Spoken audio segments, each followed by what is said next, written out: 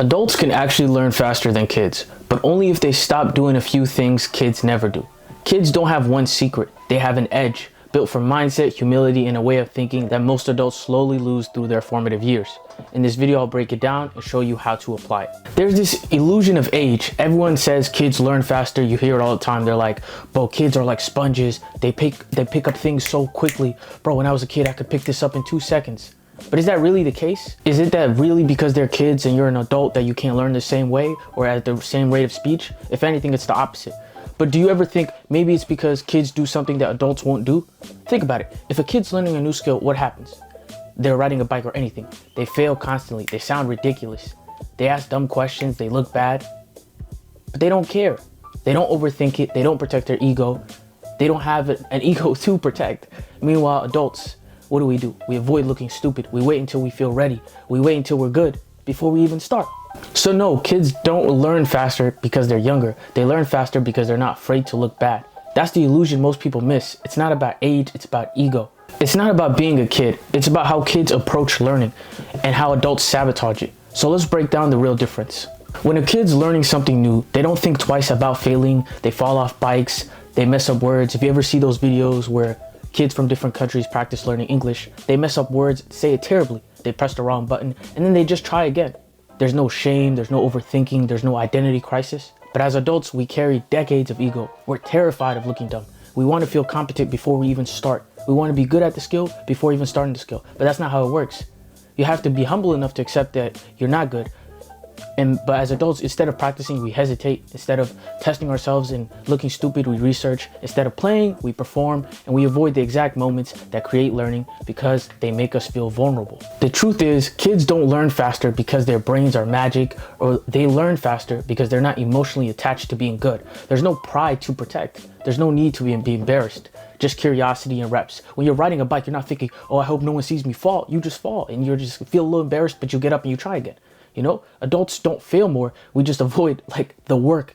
You know, we avoid the type of practice that makes us look stupid, but that's where learning is. We'll be like, oh, I don't want to ride a bike. I'm too old. But you know, you just don't want to fall. So what's the difference?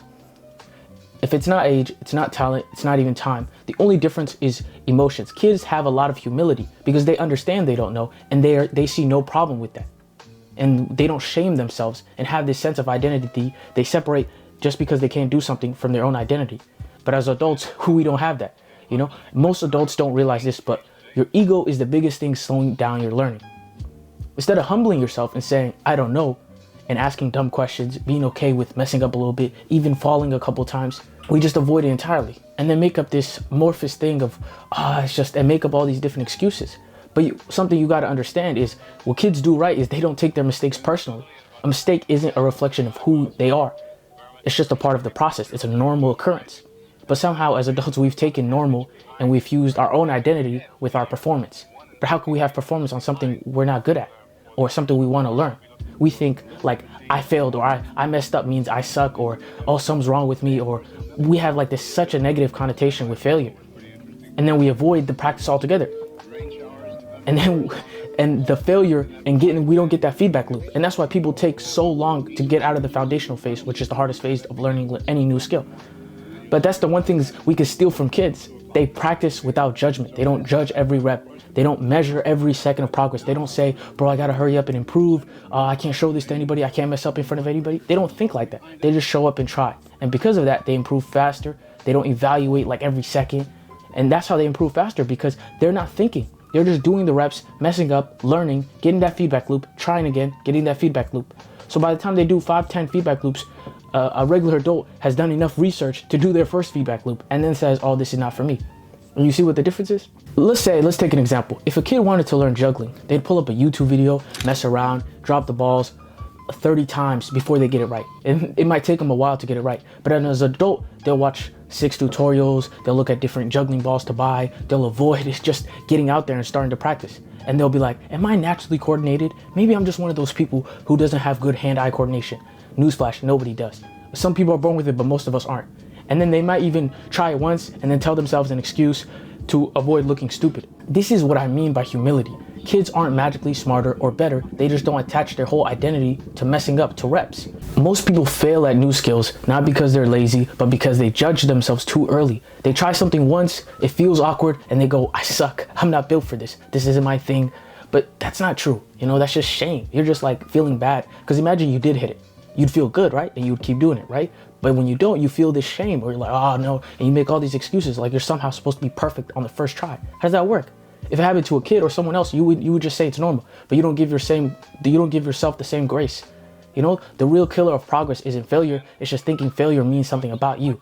And if you separate that, that's literally how you become better than 99% of people, because you are not your failure. You are a whole separate identity. Just because you mess up, how does that make you less than? How's your whole identity tied to failure, which is totally normal? Think about someone you look up to, whether it's fictional or real life. When they mess up, and if let's say they're learning a new skill and they're documenting, if they mess up, you wouldn't think they're losers or failures. You know, you wouldn't ascribe meaning to their losses, but somehow you ascribe meaning to your own losses, your own failures when you're learning a new skill. You have to give yourself the same grace you give them, because you know just because they're messing up, it's not their identity, and you still hold them in high esteem. You could be a great storyteller. You could learn how to play the guitar. You could learn how to do anything, any skill you want. But if you fuss over every early attempt and say, I'm not good enough, and come up and start associating your own identity with your own failures, you'll never get past the hardest phase, which is the foundational phase. And even then, you'll always limit your belief, and it'll take you so much longer than someone else, because you keep having, every time you mess up, you quit for the day, or you have all these negative connotations with the skill. And that's not a way to, it's gonna take you forever to learn the skill if you start thinking like that. So here's a rule I want you to start living by that's helped and served me a lot. Is I want you to try for the first 30 days of learning any new skill. And even if you've been learning it for a while, these next 30 days upcoming, don't evaluate yourself, no overthinking, no self-analysis. You can write stuff in your journal, but just don't associate shame. Just have reps. Assume there's no timeline, no nothing. Just have reps, just play. Just become curious, like you're a kid again. What you'll learn is after those first few weeks of learning any new skill, you'll start doing reps without judgment.